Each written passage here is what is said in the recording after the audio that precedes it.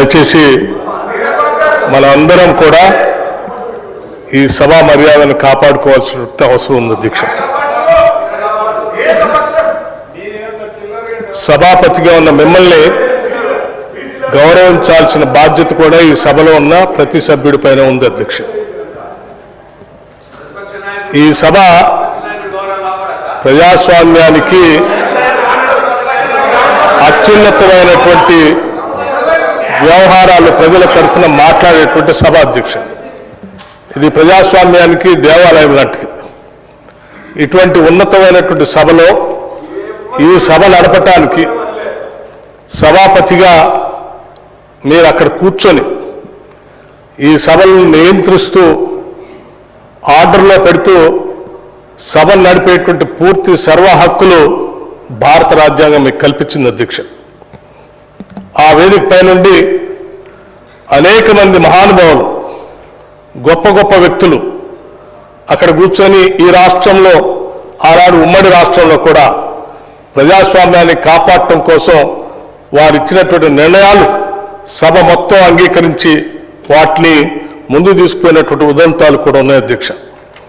ఒకనొక సందర్భంలో ఆనాటి ఉమ్మడి సభలో కూడా ఒక సభ్యుడు బయట సభాపతి గారి గురించి ఒక మాట మాట్లాడినందుకు యావత్ సభ మొత్తం పార్టీలకు అతీతంగా ఒక నిర్ణయం తీసుకొని ఆ సభ్యుడిని పూర్తిగా సభ నుంచి రద్దు చేయటం కోసం ఎథిక్స్ కమిటీకి పంపించి నిర్ణయం కూడా చేసి సభ నుంచి పూర్తిగా రద్దు చేసినటువంటి దృష్టాంతాలు కూడా ఉన్నాయి అధ్యక్ష.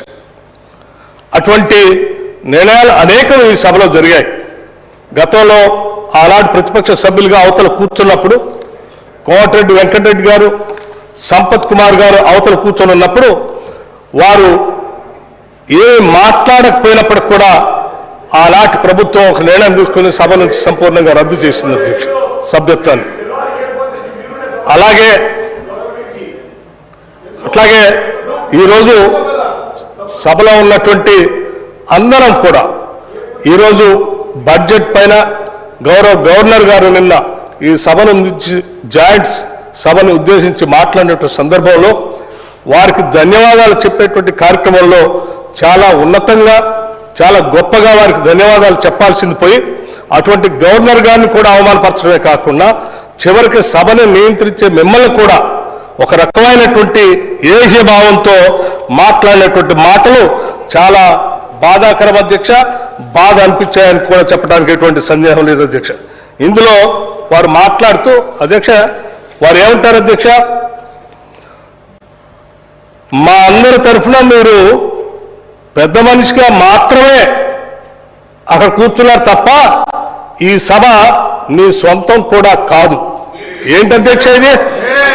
ఏమధ్యక్ష ఇది? ఈ సభ నీ సొంతం కూడా కాదు అని అంటే దాని అర్థం ఏంటి అధ్యక్ష?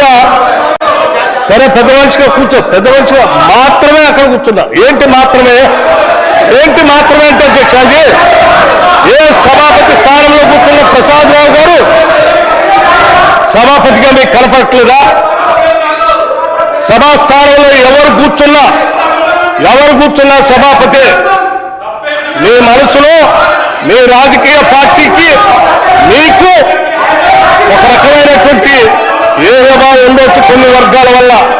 అంత మాత్రాన మీ భావాల్ని, మీ పార్టీ ఆలోచనల్ని మీ సభ్యుడి ద్వారా ఈరోజు సభాపతి స్థానంలో కూర్చున్న సభ్యుడు కూడా ఆ రకంగా చులకనగా మాట్లాడటం ఇది ప్రజాస్వామ్యానికి, ఈ సమాజానికి అవమానకరం అధ్యక్ష.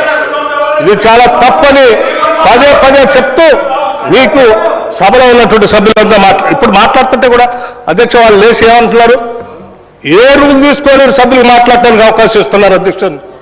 నేను చెప్తాను అధ్యక్ష రూల్ పొజిషన్. అధ్యక్ష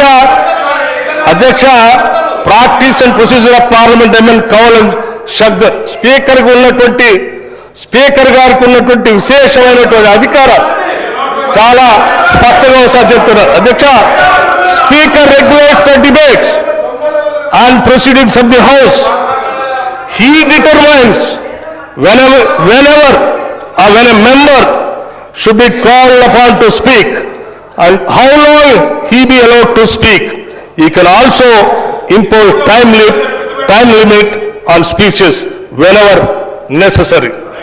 అధ్యక్ష, అదొకటే కాదు అధ్యక్ష, ఇంకా గౌరవ సభాపతి గారికి విశేషమైనటువంటి అధికారాలు కల్పించి సభను నడిపించడానికి ఈ ప్రజాస్వామ్యం బాబాసాహెబ్ అంబేద్కర్ గారు అందించినటువంటి భారత రాజ్యాంగం ప్రకారం ఇక్కడ గొప్ప నిర్ణయాలటువంటి కార్యక్రమం బాధ్యతలు అప్పచెప్పి మీరు ఆ బాధ్యత నిర్వర్తిస్తూ ఉంటే, ఆ బాధ్యత నిర్వర్తించేటువంటి మిమ్మల్ని సభాపతిగా చూడకుండా ఇంకో రకంగా చూస్తూ మాట్లాడేటువంటి మాటలు నిజంగా ఈ సభనే కాదు సమాజం మొత్తాన్ని గాయపరిచే అధ్యక్ష. This is not correct. ఇది కాదు విధానం. మీ సభ్యుడు మాట్లాడింది మీ పార్టీ ఆలోచనది, మీ నాయకుడు కేసీఆర్ గారు ఆలోచన. ఇదేనా మీకు మొన్న లెజిస్లేటివ్ పార్టీ సమావేశం పెట్టి వారు మీ అందరికీ ఉద్బోధన చేసి పంపించింది? ఇటువంటి మాటలు మాట్లాడటానికి ఏనా సభలో? ఏం మర్యాద ఏంటిది? ఒక సభాపతిని కూడా గౌరవించలేనటువంటి మీ సంస్కారం చూస్తూ ఉంటే చాలా బాధగా ఉంది. ప్రజాస్వామ్యాన్ని కూలీ చేస్తున్నట్టుగా ఉంది. కాబట్టి తప్పనిసరిగా ఈ సభ గౌరవాన్ని, ప్రజాస్వామ్యాన్ని కాపాడటం కోసం తప్పనిసరిగా కొన్ని కఠినమైన నిర్ణయాలు కూడా తీసుకోవాల్సినటువంటి అవసరం ఉందనే మేము భావిస్తా ఉన్నాం అధ్యక్ష. ఇప్పటివరకు సభ్యులు మాట్లాడినటువంటి అంశాలు, అనేక మంది మంత్రులు మీ దృష్టికి తీసుకొచ్చినటువంటి అంశాలు, మీరు పదే పదే వారిని వారించి సభను ఆర్డర్లో పెట్టి సభ్యుడు గౌరవంగా మాట్లాడటం కోసం మీరు చేసిన ప్రయత్నాన్ని కూడా వారు క్వశ్చన్ చేస్తూ మాట్లాడినటువంటి విధానాన్ని తీవ్రంగా మేమందరం దీన్ని ముక్త కంఠంతో ఖండిస్తూ సభా ఉందాన్ని, సభా గౌరవాన్ని, ఈ ప్రజాస్వామ్యాన్ని కాపాడటం కోసం డెఫినెట్గా ఆ సభ్యుడు మూడ్ ఆఫ్ ది హౌస్ ప్రకారం ఆ సభ్యుడిని, సరే మా సభ్యులు చాలా మంది పూర్తిగా ఈ సభ నుంచి ఎక్స్పెల్ చేయమని చెప్పినారు, కానీ మాకు ప్రజాస్వామ్యం మీద గౌరవం ఉంది, సభా వ్యవహారాల పైన గౌరవం ఉంది. ఇదే అధ్యక్ష మాట్లాడుతున్నటువంటి ప్రతి సందర్భంలో ఈ రకమైనటువంటి రన్నింగ్ కామెంట్ చేస్తూ సభని నవ్వులు పాలు చేసేటువంటి వ్యవహారమే ఇది ప్రజాస్వామ్యానికి పతనానికి దారితీస్తుంది అధ్యక్ష. ఇది కరెక్ట్ కాదు. మీరు సర్కాసిజంతో లేకపోతే సభా నాయకుల్లో లేకపోతే సభాపతి పైన లేకపోతే మంత్రులు మాట్లాడుతున్నప్పుడు మాట్లాడుతూ ఏహియాలుగా మాట్లాడుకుంటూ పోవటం అనేది ఏ సభకి శోభను తీసుకొని రాదు, గౌరవాన్ని తీసుకొని రాదు. మనం అందరం ఈ సభ ఔన్నత్యాన్ని కాపాడాల్సిన బాధ్యత మనందరి పైన ఉంది అధ్యక్ష. అందుకే మా ప్రజాస్వామ్యం పైన సంపూర్ణమైనటువంటి గౌరవం, మర్యాదలు, ఈ ప్రజాస్వామ్యాన్ని కాపాడాలనేటువంటి ఆలోచన కలిగినటువంటి జాతీయ పార్టీగా, రాజకీయ పార్టీగా మేము ఆలోచన చేసి ఒక నిర్ణయం చెప్తున్నాం. పూర్తిగా సభ్యుడిని ఈ సభ నుంచి ఎక్స్పెల్ చేసేటువంటి విధానం గురించి, తదుపరి చర్యల గురించి డెఫినెట్గా మీ ద్వారా ఆ సభ్యుడు వ్యవహారశాల పైన ఎథిక్స్ కమిటీకి పంపించండి. ఎథిక్స్ కమిటీ నిర్ణయం చేసి వాళ్ళు ఏం చెప్తారో ఆ తదుపరి నిర్ణయం తీసుకుందాం. అప్పటి వరకు మాత్రం ఈ సెషన్గా మాత్రం ఈ సభ్యుని సంపూర్ణంగా సభ నుంచి సస్పెండ్ చేసి ఒక గౌరవాన్ని, ఒక సందేశాన్ని, ఒక మెసేజ్ని ప్రజాస్వామ్యాన్ని కాపాడటం కోసం ఒక నిర్ణయం తీసుకోవాల్సిందిగా నేను మీకు విజ్ఞప్తి చేస్తా ఉన్నాను అధ్యక్ష.